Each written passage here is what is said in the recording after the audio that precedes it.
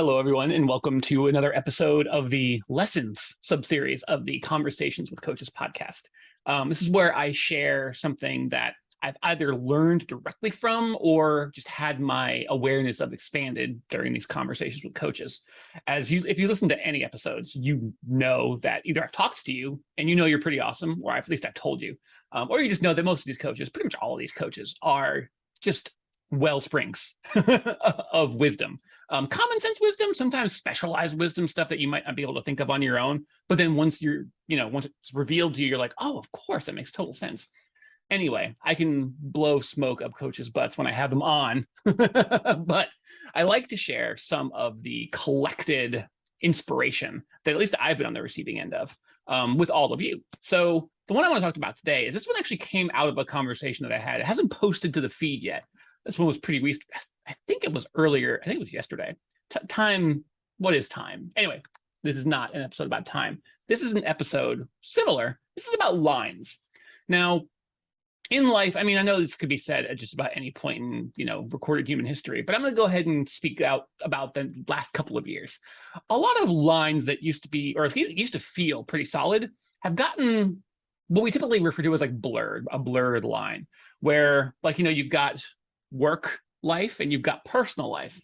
However, most of us either chose longer ago than others, in some cases, but most of us had to choose or chose very recently to do a sort of blending of what work means regarding where you do it, where it happens, how it happens.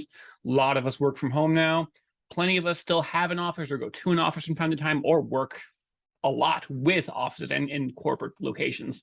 Many of us have a kind of hybrid approach where it's a little column A, a little column B, a little column C, D, and E, kind of mixing and matching to get the recipe that we like.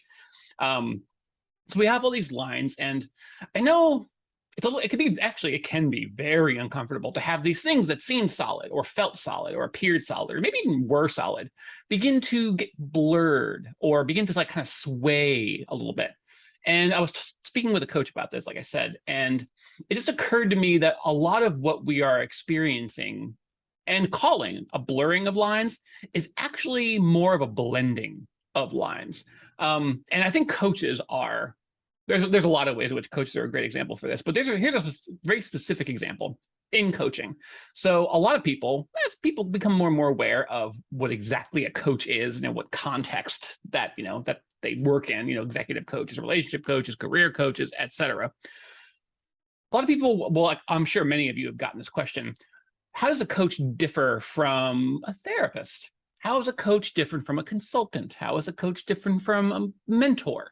And that was all sorts of different roles that are played. And I do know, and it's actually a very good, I think I maybe have shared a lesson on this subject earlier regarding the differences between coaching and therapy. And it's important to make these distinctions, I think, but it's not because the lines between them are blurred. I believe there is a strong overlap. That's another word I like to think of too, kind of like a Venn diagram, or an overlap like links in a chain, or a mesh that together is stronger and can hold more and accomplish more than any link in the chain can alone.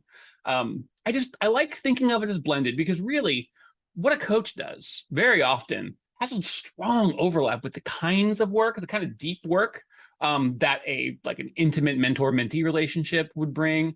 Some of the training and professional distance, but still having deep emotional connection that a well-trained therapist can bring with their clients, with their patients.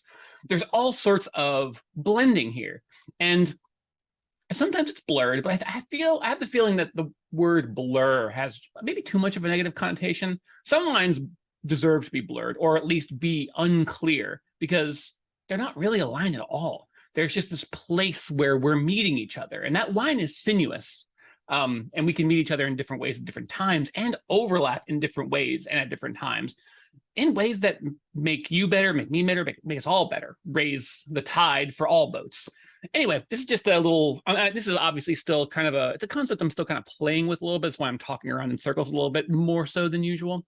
But I like this pivot from blurred to blended, because we really are in the business of bringing together not just a lot of people, but a lot of different aspects and facets of people and their existence and their lives, and folding and braiding them together into something that, again, to beat another analogy into the ground, thinking about the braiding cords of a rope. You know, how once the rope is braided individually, these little bits of twine, they can do some work, but if they're braided together correctly, all of a sudden you have a rope that you could pull the weight of the world if you had a mind to. Anyway, that's enough rambling on that, I think. But yeah, I encourage you, as I'm encouraging myself, to begin to think of the lines that make up our world as less always blurred as things begin to change and grow and move into different areas, but also think of the blending and braiding that's happening. Anyway, that's my lesson for the day. I'll have another one for you soon.